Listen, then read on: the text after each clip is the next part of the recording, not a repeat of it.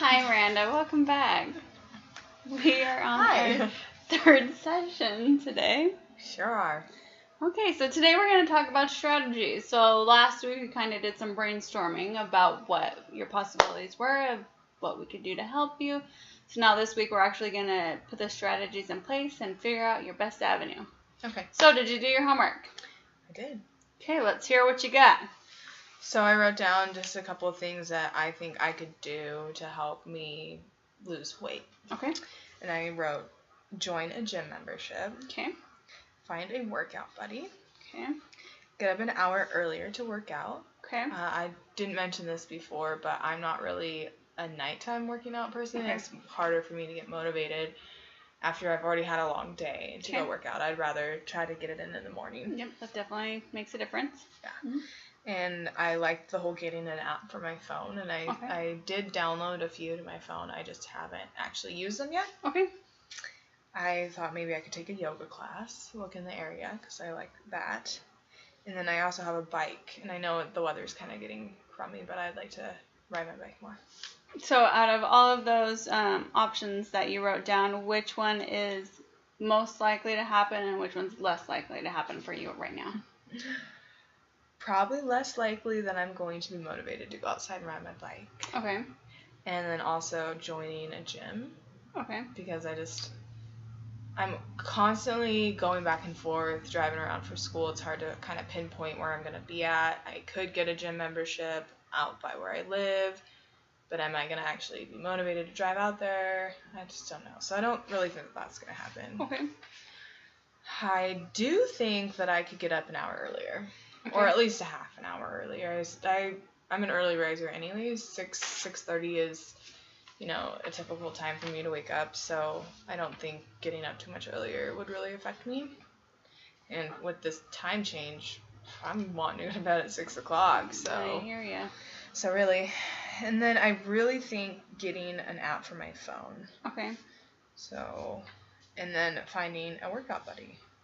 I think with those three, those can be really beneficial.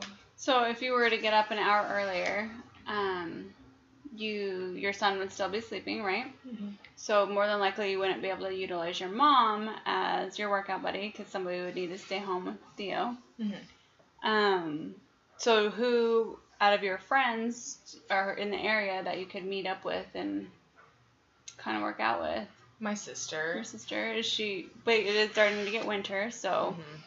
Are you guys gonna want to get up at 5 o'clock in the morning and go walking in the snow? Like, is that really gonna be feasible for you? Like, how do you feel about that?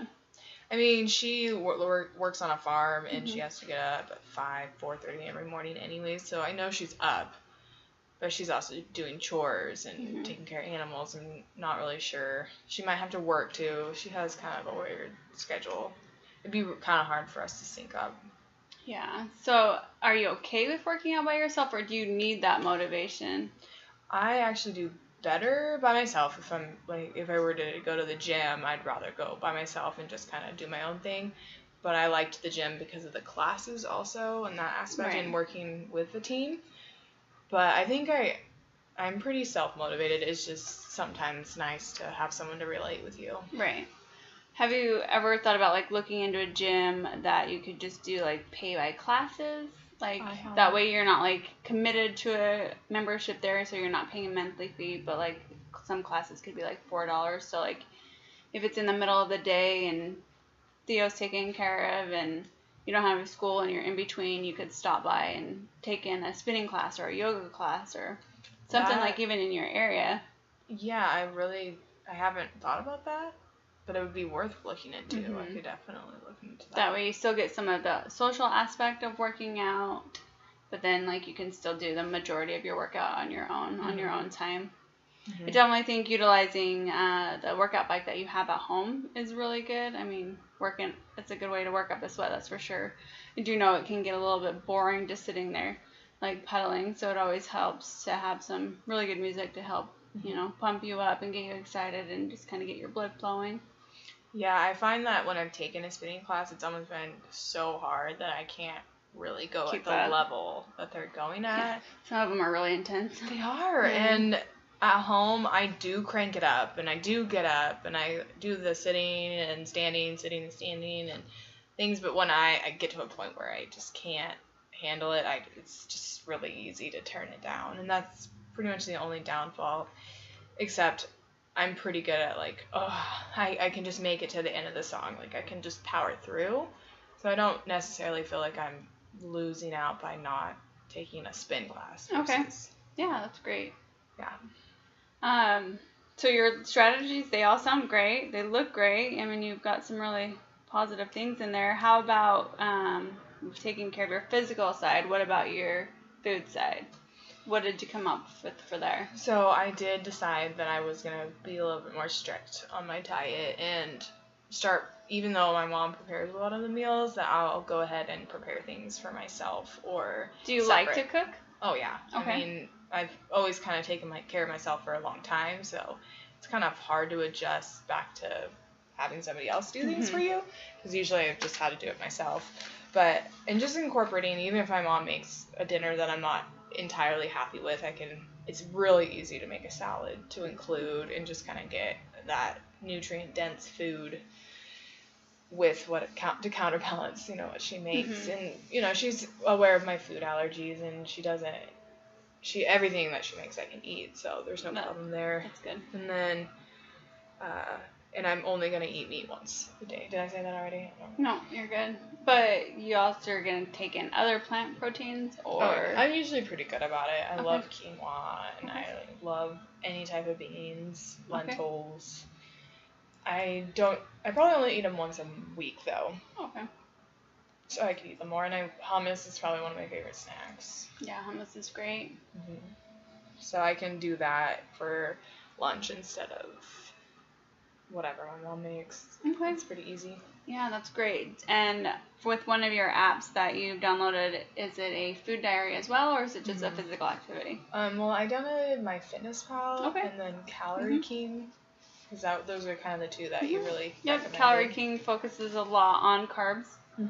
And then MyFitnessPal, it's got a lot of food database for a lot of different things. And you can put in some of your physical activity through there too. And it also calculates your water. And I was just kind of searching things, and I came across MyPlate, and I was just wondering if that was a good tool for me. Yeah, I mean, that's a great tool. It definitely gives you some solid guidelines and a foundation to build. And you can definitely tailor it to taking your dairy and your wheat out and supplementing in what you usually do.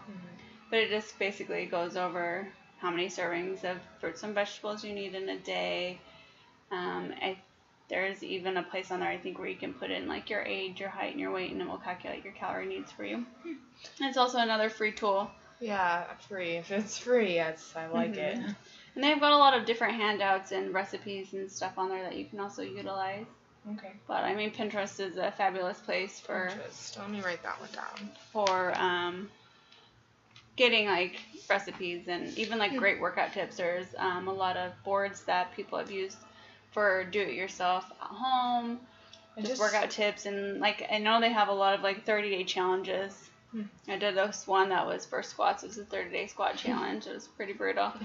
So I did notice Instagram. I started following a few fitness people, and it's motivating. But then you see these skinny, perfect people, and kind of like you just feel like you're never gonna get there. And yeah, some of the people do have kids, but it's just too much to juggle. Yeah, well, you just got to do what's best for you, and to the point where you're comfortable. I mean, you've got to be comfortable within your own body, and you got to be able to accept that. So I think we have some great strategies to start working towards that goal and finding what your ultimate endpoint is.